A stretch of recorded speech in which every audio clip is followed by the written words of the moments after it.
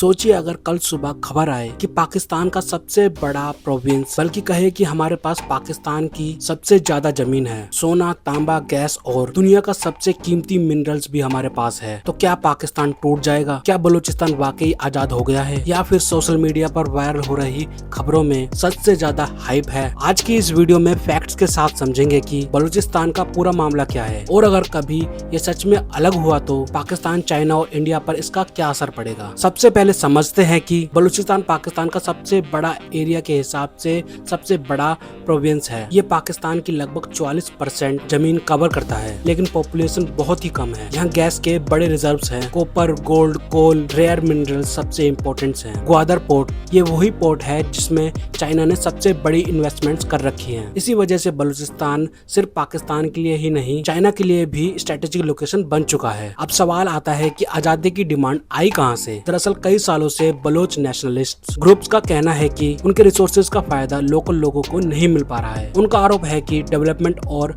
Political representation में उनके साथ अन्याय हुआ है। इसी वजह से कई ग्रुप्स पाकिस्तान से अलग इंडिपेंडेंट बलूचिस्तान की डिमांड करते रहे हैं। कभी प्रोटेस्ट होते हैं तो कभी आर्म्ड अटैक्स, कभी सोशल मीडिया कैंपेन्स, और जब भी कोई बड़ा स्टेटमेंट आता है तो इंटरनेट पर तुरंत ट्रेंड शुरू हो जाता है, बलूचिस्तान डिक्लेयर्स इंडिपेंडेंस। लेकिन ट्रेंड होना और इंटरनेशनल लेवल पर इंडिपेंडेंट कंट्री माना जाना दोनों अलग अलग बातें हैं। अब बात करते हैं सबसे वायरल क्लेम की। सोशल मीडिया पर कहा जा रहा है कि बलूचिस्तान ने पाकिस्तान की 85% टेरिटरी पर कब्जा कर लिया है। यहीं पर सबसे ज्यादा कंफ्यूजन है। रियलिटी ये है कि इस क्लेम की इंडिपेंडेंट इंटरनेशनल कंफर्मेशन नहीं मिली। कई वायरल पोस्ट एक्सेग्रेशन भी होती है। ग्राउंड सिचुएशन कई जगह कॉम्प्लिकेटेड है। कुछ एरियाज में मिलिटेंट एक्टिविटीज होती है, लेकिन इसका ये मतलब नहीं कि पूरा का पूरा प्रोविंस पाकिस्तान से अलग हो गया। इसीलिए हर वायरल पोस्ट और मैप को बिना वेरीफाई किए सच मान लेना सही नहीं। अब सबसे इंटरेस्टिंग एंगल, चाइना ने सीपेक के थ्रू पाकिस्तान में 60 बिलियन से भी ज्यादा के प्रोजेक्ट्स पाकिस्तान में अनाउंस किए हैं, और इनमें ग्वादर पोर्ट सबसे इम्पोर्टेंट प्रोजेक्ट माना जाता है। अगर बलूचिस्तान में इंस्टेबिलिटी होती है तो चाइना के इन्वेस्टमेंट्स भी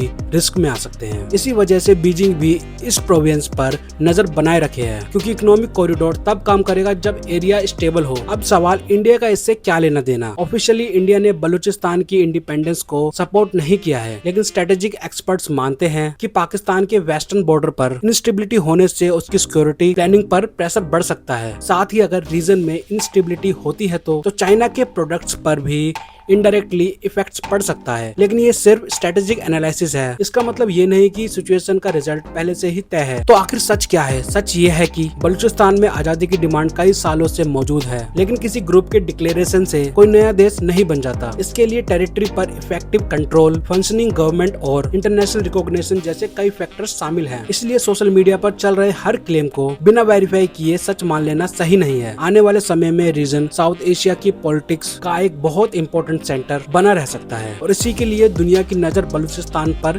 टिकी हुई है। आपको क्या लगता है, क्या फ्यूचर में बलूचिस्तान कभी इंडिपेंडेंट कंट्री बन पाएगा, या फिर ये सिर्फ पॉलिटिकल प्रेशर का हिस्सा है? अपनी राय कमेंट सेक्शन में जरूर बताएं। अगर वीडियो इन्फॉर्मेटिव लगी हो तो लाइक करें, चैनल को सब्सक्राइब करें और बेल आइकन दबाना मत भूलिएगा। मिलते हैं अगली वीडियो में, तब तक के लिए जय हिंद।